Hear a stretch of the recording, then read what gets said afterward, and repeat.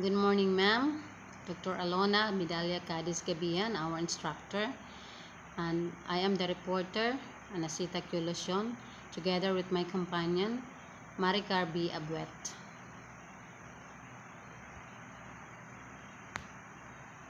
So there are language terminology in which we're going to understand in teaching. One of this is approach. So an example of an approach is, for example, is behaviorist approach.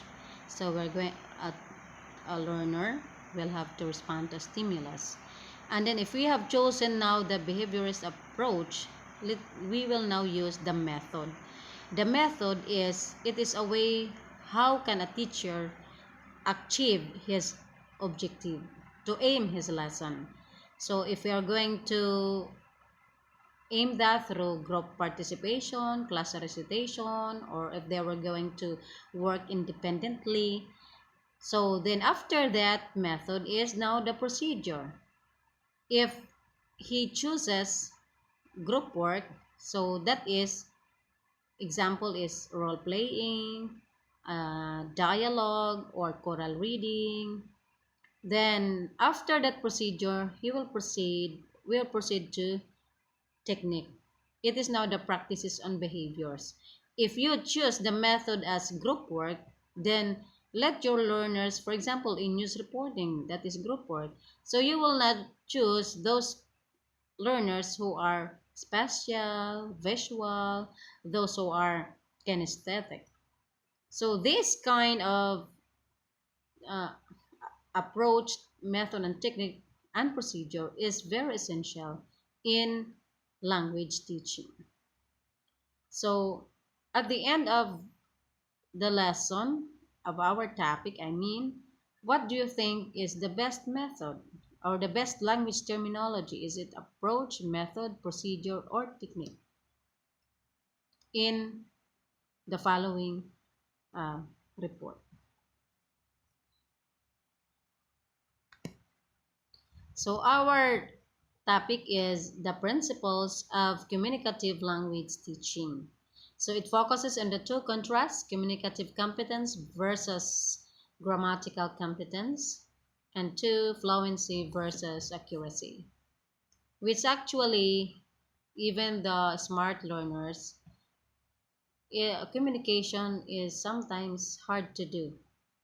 It becomes a hindrance. Even though they know the answer, they don't want to talk. They don't want to report because that is speaking skills. So how are we going to develop? So there are principles, actually there are 7, of communicative language teaching. One is we make real communication the focus of language learning. If it is about role playing, if it is how the emotions, how the expressions of a character portrayed in that story, let them say it the same as being portrayed in the story of a character. Number 2 is provide opportunities for learners to experiment. Let them discover. Let them try. Let them try what they know. Let them experiment. Engage them. And number 3, provide opportunities for learners to develop both accuracy and fluency. So these two will always go together. Accuracy and fluency. Later on, we will discuss that. Number 4 is we should link the macro skills. Even though your topic focuses on the speaking skills like the E and the A sound, it will always link to listening skills. Of course, they will not going to speak up the correct pronunciation of your E and A sound unless they will listen. And then after listening, they will speak. After speaking, they will now read. So each of these should link each other. Whatever topic do you have? And number 5, let them induce or discover grammars. Let them discover. Why is it like that? Why did you answer S? Singular S. Plural R. And number 6, be tolerant of learners' errors. Of course, they are in the building up and learning process. As long as it will not hinder the communication, let them finish speak. Let them finish speaking or sharing their ideas. Number 7, so communicative competence will go always to grammatical competence. The same with fluency will go together with accuracy competence. So what is communicative competence? So according to David Grayson, it is the person's awareness of the rules governing the appropriate use of language in social situations. So communicative competence focuses on the setting. Where are they going to talk about? Who are the participants? When is to time to talk? And how do they use the feedback that the communication is over? And another is by Hines. It is the knowledge of rules of the conduct and interpretation of speech. So in narrative text, it is different from poetry. So this kind of speeches let let our learners know the difference between the text types and in poetry. So communicative competence could be developed. And how are we going to develop our learners this competence? So there are activities. One is role playing. How are they going to portray, to say what is the emotions evoked in the character in poetry or in a story? Number 2 is objectified. It is a game like there is a box and then there are rolled papers in the box and then they are going to get a rolled paper and there are words on it. For example, if your lesson is about noun, they're going to open it and they were going to describe the roll paper, what is written on that roll paper, the words in there. Then number 3, what I YouTube last night, what they have experienced, what they have seen in the YouTube, in social media. Let them share what their reactions, their viewpoints. And number 4, news reporting. This develop the confidence of our learners, talking in front of many people, as well as the collaboration and inquisitiveness, because they were going to research their own. And number 5, a scripted dialogue. This develop leadership. So those who are leaders, there are also followers, and they could be able now to. Sometimes we could detect that they have family problems because the scripted dialogue is based on the leader of their family, their situations, or the community. And number 6 is creation and presentation of a poster. We have always monthly celebration. So not only they will draw their poster, let them share. Let them uh, know how they feel about their drawings. Why do they draw like that? Number 7, reading a memorized text. It is not only reading the text, but also the proper use of punctuation marks like period, comma, exclamation point, question mark, semicolon, and colon, and the rest. Then number 8 is reading aloud. So try our learners to open their mouth. And number 9, practicing pronunciation. If we should correct them immediately so that it cannot be habit. Practice makes perfect. And then number 10, simulation games like guess the emotion. Somebody will act the emotion and let our learners say the emotion. Then another is listen and draw. There is a direction and they will going to listen and they will draw the direction what they have listened. Another is card pieces, completing a puzzle. But after that, how did they feel? Why is the others have finished? Why the others have completed the card pieces? Why your group did not? Then another is communication origami. Sometimes seminars for teachers there are origami that is uh, being introduced, and sometimes it's hard for us to follow. Then let them share why you did not follow, because communicative competence activities focuses on the two skills like listening and speaking. They will not be able to speak up unless they will listen some directions. And another is information gap, like problem solving. Why does the main character acted like that? If you are the author, if you are the main character, how are you going to end up the story? Then arrange a meeting. It could be also there is a leader. There is a collaboration of a group work. Another is find the difference. There are drawings, the drawings, let them share. What is the difference? Why is it like that? And how are you going to defend your answer? Then another is guessing games. So what do you think will be the next reaction of the main character, even though it is already in the book or in the story? So they will guess. So it's still speaking skills will come in. Another is jigsaw reading activities. For example, there is a paragraph, and above the paragraph is there are pictures like king, queen. So the drawing of a king, there is a word below the word of a king. So these pictures before a paragraph should be used in reading the whole paragraph instead of writing the word king but only the drawing. So it also develop the cognitive skills of our learners. Another is matching worksheets.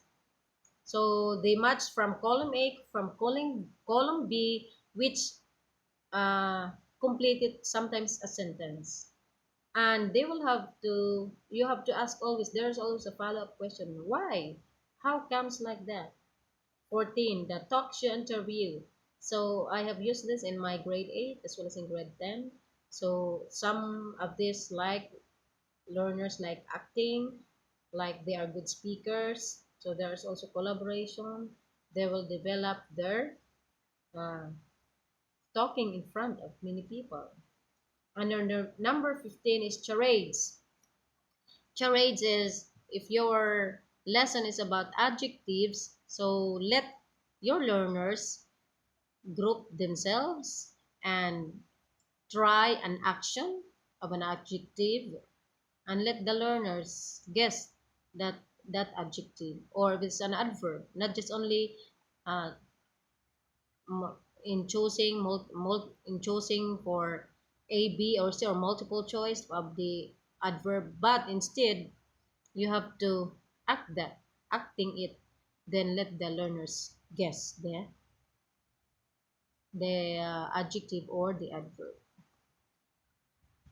Another is grammatical competence. So it is the ability to recognize and produce the syntactic and morphological structures of a language. So grammatical competence develops or focuses on the sentence structures. And the main basic or the basic of grammatical competence is the parts of speech. So if our learner will be able to develop to know the parts of speech, there is an easy flow of any lesson that we're going to engage them.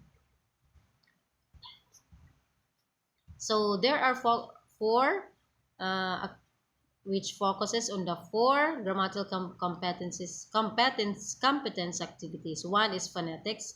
When we talk about phonetics, it is the pronunciation of a word, like blue and blow, made and made, the long E and the long A. Then prosody. When we talk about prosody, this is the metrical structure, like reading in a poem. So there is a rhyme scheme, there is rhyme, there is feet, there is meter in reading poetry. When we talk about prosody, the rhyme scheme, especially in reading poetry, like the dactyl, the iambic, the trochee, and the anapis, like da da da, da da, or da da da. So if we are engaging those learners, they will be able to be interested in reading poetry. Another is morphology, the word function of a word, and its inflection. Even though it is a verb, sometimes it does not function as a verb in many cases. So another is inflection, the curve, the climb, the stress, the juncture, especially in juncture. It means we will not cut the meaning of a word in reading. Syntax, it is the structure of a language. What makes a sentence? What are the parts of a sentence? Lexis is the vocabulary and semantics. When we talk about vocabulary, for example, the color blue. My bag is blue. But when you talk about semantics, he is feeling blue. So it means it is another meaning of that word blue. So what are the activities that we are going to engage in? Grammar, truth, or dare. So there is a sentence and they're going to guess, is it true or not? And if they say it is true, they're to discover, to distinguish the structure of a sentence. What is the correct and what is wrong in the sentence? And number two, revision grammar. Revise the sentence. For example, swimming is my favorite hobby. My favorite hobby is swimming. How comes like that? What about if we will say the verb is should come first and the subject should be at the last? How it come? How come it be? What is the meaning if it is inverted? And writing game. So let them write so many sentences, especially in the board, wherein there is competition. Not only they will develop the grammar, but also their speed in writing. Another is dice review. So there is a dice. If if it is you're focusing on the singular and plural of a verb, if the dice is rolled, then let them guess what will be the structure of a sentence. Then four, build a sentence. Let them group. Okay, the first group give me a subject. Second group give me a verb. Third group give me a modifier. Fourth group give me a predicate, so that they could be able to build a sentence. But it is not you who build it, but it's the learners. And then telephone grammar. How are we going to ask? How are we going to talk in answering telephone? Uh, what is the best thing or the appropriate thing, appropriate word in answering a telephone? Okay, so let's now come to fluency competence.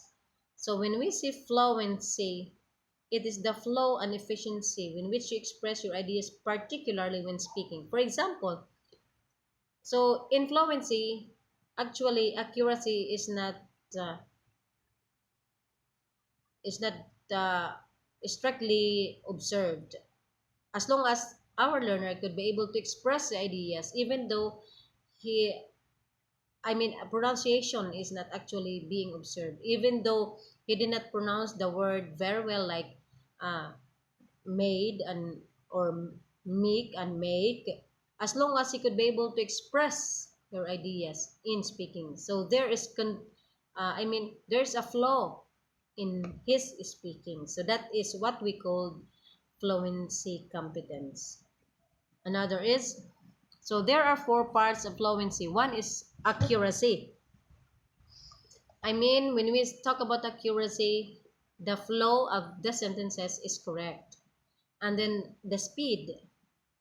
So he talked at the exact speed and the rate. For example, in reading, he can read the sentences, but they're very slow. So in fluency, the speed is observed. Then prosody, of course, the metrical structures, and also the expression. If it is asking a question answerable by yes or no, do you like ice cream? So it's going up or going down. So the expression, if it is in an angry motion, so we have to express it. What is being meant in that sentence? And number four, lastly, is what is very important is comprehension. He could understand the meaning of the sentence. He could understand what he observed, what he listened to. Okay. So what are the activities of fluency? One is student adult reading. So peer tutoring so that he could be able to develop fluently. And number two is choral reading. So in choral reading, we can now develop this in especially in groupings, di ba? One of this is poetry rhythm, rhyme scheme, the tones, and stress. Stress, like how are we going to put a stress with the word conduct and conduct? Project, then the tone. Then the rhyme scheme. I like the rhyme scheme. Hope we always have to memorize or know, or I mean to distinguish the rhyme scheme in reading poetry, like the iambic, as I have said, dactyl, the sponde, the anapes, like da da da, da da da da da, or da da. So we should not be there should be we should not be conflicted on this in choral reading, and our learners really like choral reading. Another is tape assisted reading. So there's a tape in there, we should record our voice. Then number four, partners reading. So both of them will have they will go together in reading, or they will just like in dialogue.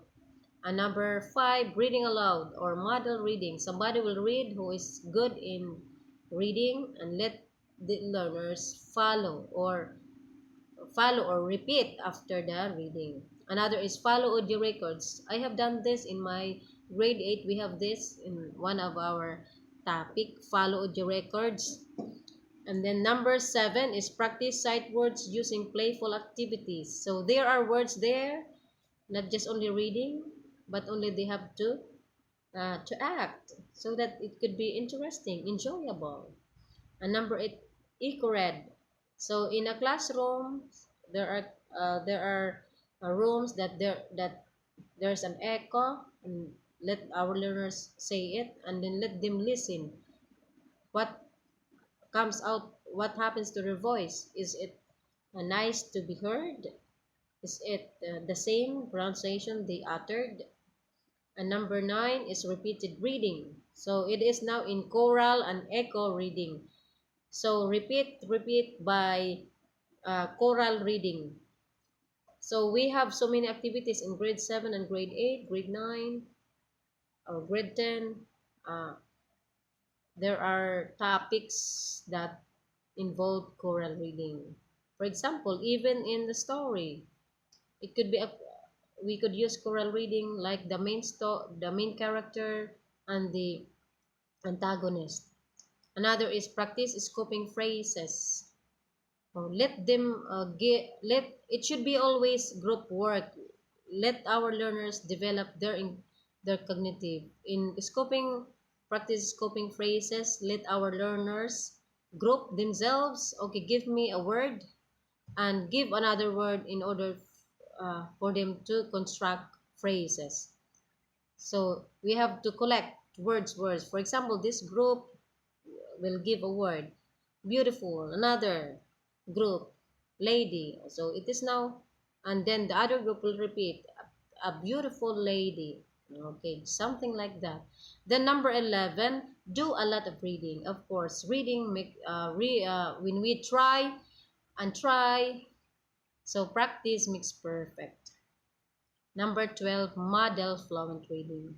If we have learners who is good in pronunciation, good in reading, let them read in front and let our learners follow it. Okay, lastly is accuracy competence. So when we talk about accuracy, it is about using the language system, including the grammar, pronunciation, vocabulary, and understanding its deeper meaning. Even though they know now the grammar, the pronunciation, the vocabulary, but they do not know. But it's also, they have to know understanding its deeper meaning. It means not only what is explicitly stated, but what is implicitly stated. That is what we mean by accuracy competence. Okay, how are we going to involve to develop accuracy activities? One is keeping a vocabulary journal. In our lessons, especially in this modular, there are reflection there. Even though it's a hard time, it's a hard task for us teacher correcting this grammar of our learners of their sentences. But on the other side, it develops the learners' accuracy. Journal, everyday activities, and then they could write different word forms, collocations, what they have learned in our lessons. And they could also practice using them in a sentence accurately. Like, for example, the word live. My mother or the parents live in Tacloban. But in you, it is an accurate word they pronounce as live. But if it is already, you use that and we watch a live show, you will not say we watch a live show. So that is accuracy. So they cannot be able to distinguish in writing journals by practicing them in a sentence accurately. So that is what we mean by accuracy. And number two, grammar activities online or in a book. So there are so many activities in the book or online. They could browse the internet. So practice. Number three, practice reading aloud and record it on to check pronunciation. So sometimes in grade 8, I have done that. They read text and then they're going to record in their cell phone and let them listen what they have recorded. And they can notice, oh, I did not pronounce the word correctly. Something like that. Okay, that's end our report. And at conclusion, the conclusion of our report about the principles of communicative language teaching. From the beginning, we from the beginning of the language terminology, actually we use an approach, not a method, not a procedure, but not a technique, but an approach in order for us to achieve communicative competence versus grammatical competence, fluency versus accuracy. Hope you have learned something. Thank you very much and good afternoon.